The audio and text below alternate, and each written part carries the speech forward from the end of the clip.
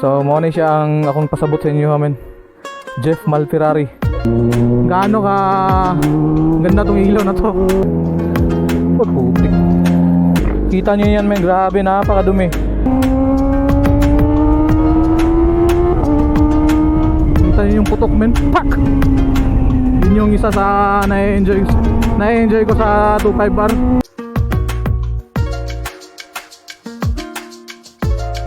Check natin if recording. Alright. So ilalagay natin to. Para to sa ano?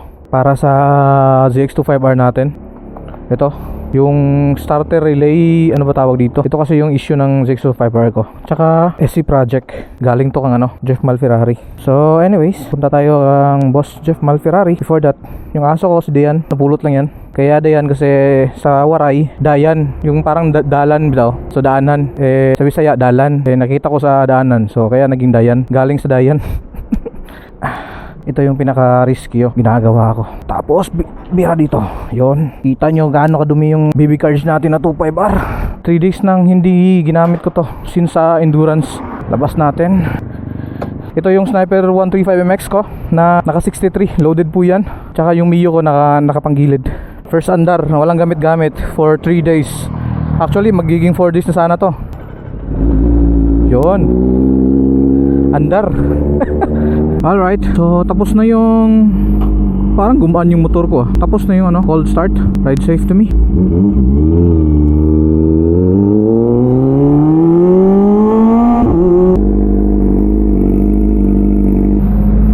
Alright, so total ito na naman tayo. Ano ko pinaghandaan yung ano sa 800 km version 2. Kita nyo yan men, grabe, napakadumi. So 4 days no. So sumali tayo ng ano Mindanao Adventure Rally League 2. Finisher tayo dyan. Tsaka Cagayan de Oro 800 km version 2. Shout out THDM CDO. Yan no, Thailand Domestic Market. Tsaka RDM, syempre RDM. Itong mga ilaw ko men, RDM men.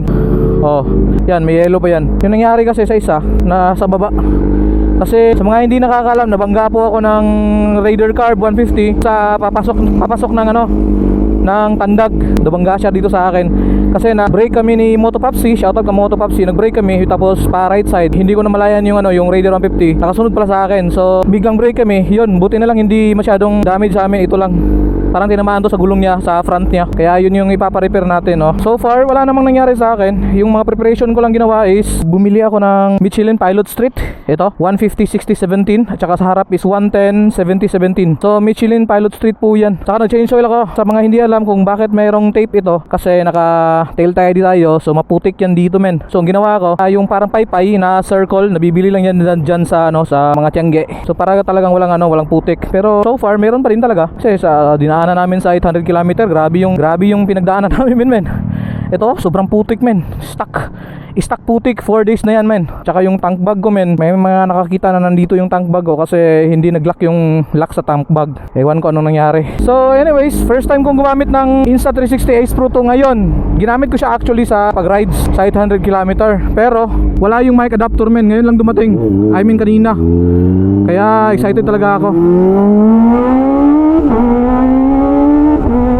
Ba't parang gumaan yung motor para sa akin men. Oh, grabe.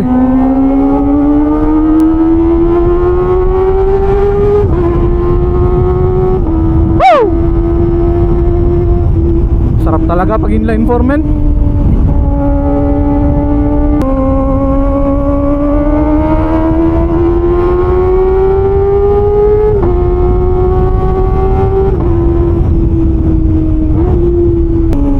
Ang ingay talaga men, no? Nope.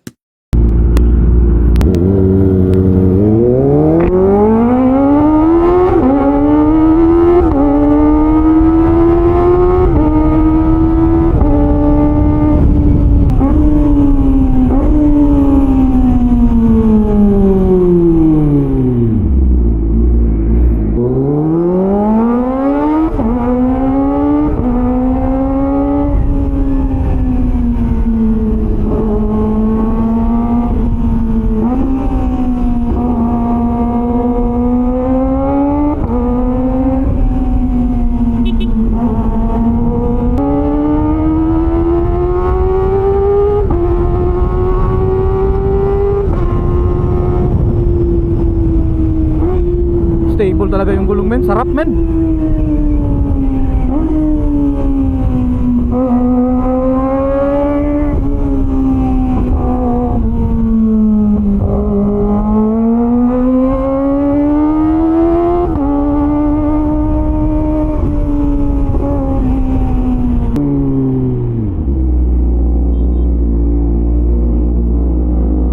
Alright, so yung isa pala sa mga pinalagay ko before the endurance men, ito. So para may navigation ako, tsaka charger, tsaka RDM lights men. Tsaka itong chain set men, RK to. Parang ang stock ng ZX25R is 48. So ginawa kong 50 men. Tsaka O-ring type na DID nga chain 520. Yun lang yun naman yung mga preparation na ginawa ko. Tara. Oo nga pala men, shoutout sa mga solid followers ko dyan. JGM TV, mga bossing mga madam men. Shoutout sa major sponsor natin men, Tailor Made by Olive. Madam, thank you so much sa mga jerseys. Taka shoutout din sa Team RDM men, Auto Wheels, Shimmer and Shield by Auto Wheels. Shoutout kang Boss M at saka Sir Jong at sa lahat ng staff. Tsaka shoutout din sa Team Kalmado, lahat ng organizer sa 800 km Cagayan de Oro version 2. Sila Boss Fred, Wapak, Laag Dabay, Tito Bogi, Moto Amigo SC. Sa lahat ng mga mamitikay na legit mamitikay dyan sa ano men, Dragon Style 955, shoutout men. Wala tayong mga mapupormang profile pic o kaya pang post natin kung wala sila men. Sarap talaga ng tunog ng ZX25R men, screamer na screamer. Pero yung takbuhan men, na-enjoy naman talaga ako sa ZX25R ngayon. Ayo, siguro na-enjoy siguro nyo pag habang nanonood kayo no, kasi maingay. Pero para sa akin men, habang tumatagal yung motor mo, parang nahihiya ka na. Lalo na't gabi. Mahihiya ka talaga sa ingay ng motor mo men. Parang nagiging walang hiya ka tuloy. Kita nyo men kung gaano kadilim men. Ha? Isa lang yung pinandar ko men ha, kasi yung isa nasa baba. Kita nyo gaano ka ganda tong ilaw na to. Isa lang yan ha, kasi yung isa nasa baba eh. Isa lang yan. Alright, we're here, bro. Mayang gabi. Dash, nabuhi ang ha? So mo na siya ang akong pasabot sa inyo men. Jeff Malferrari. Tignan nyo men kung gaano kadami yung big bikes dito men. So lahat ng mga preparation na ginawa ko para sa endurance, para kay ZX25R, ito yung taong to.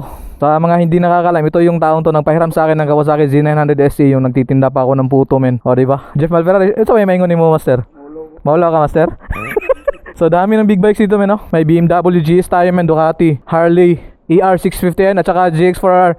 Ito yung ginamit ko last time sa endurance na Mindanao Adventure Rally League 2. Kang Boss Rapido. Sad to say may nangyari. So buti safe lang si kasama natin men, si Jantan. So far so good. Kayang-kaya to ni Jeff Malferrari. Walang imposible. Oh? Kaya nga. Oh? Thor. Si Thor. So far so good. Safe naman si Jantan, shoutout Mayo. So alright, hanggang dito lang muna men. See you in my next vlog. At least nakita niyo kung anong mga reason at anong dahilan kung bakit, anong mga nangyari sa 800 km version 2 na ginawa natin. Alright, this is JGM TV. Don't forget to follow, like, and share. The let's go. Sheesh! Shoutout Team Dos.